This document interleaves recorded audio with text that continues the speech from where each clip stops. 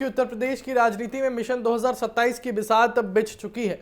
BJP ने अपने नए प्रदेश अध्यक्ष पंकज चौधरी की टीम का ऐलान कर दिया है और दावा है कि इस नई टीम में जातीय और क्षेत्रीय संतुलन का खास ध्यान रखा गया है। राजनीतिक गलियारों में इसे समाजवादी पार्टी के पीडीए यानी कि पिछड़ा, दलित और अल्पसंख्यक समीकरण की काट के तौर पर देखा जा रहा है। और आखिर बीजेपी की नई टीम में ऐसा क्या है जिससे सपा की चिंता बढ़ सकती है?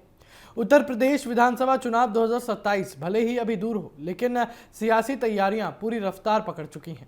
भारतीय जनता पार्टी ने प्रदेश अध्यक्ष पंकज चौधरी की नई संगठनात्मक टीम का ऐलान कर दिया है और इस नई टीम को सिर्फ संगठन का विस्तार नहीं बल्कि चुनावी रणनीति का अहम हिस्सा माना जा रहा है।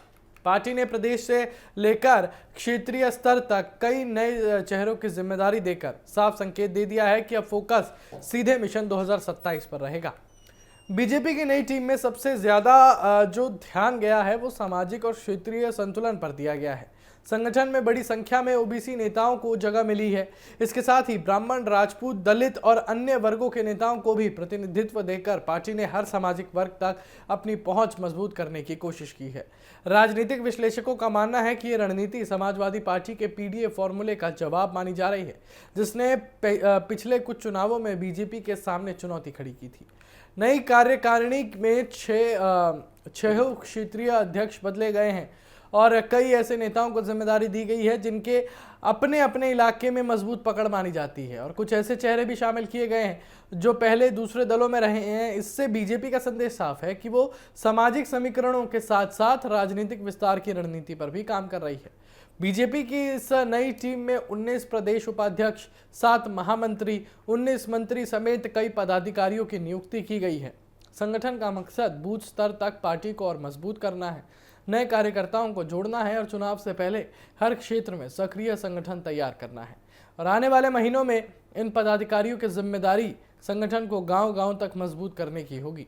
और राजनीतिक जानकारों का कहना है कि बीजेपी ने इस टीम के जरिए सिर्फ संगठन नहीं बदला बल्कि एक स्पष्ट चुनावी संदेश भी दिया है।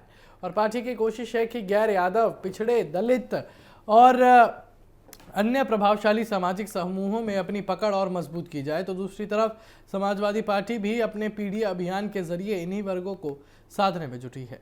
ऐसे में आने वाले दिनों में उत्तर प्रदेश की राजनीति में सामाजिक समीकरण सबसे बड़ा मुद्दा बन सकता है। तो कुल मिलाकर बीजेपी की नई टीम सिर्फ संगठनात्मक बदलाव नहीं बल्कि मिशन 2027 की चुनावी रणनीति का अहम हिस्सा मानी जा रही है।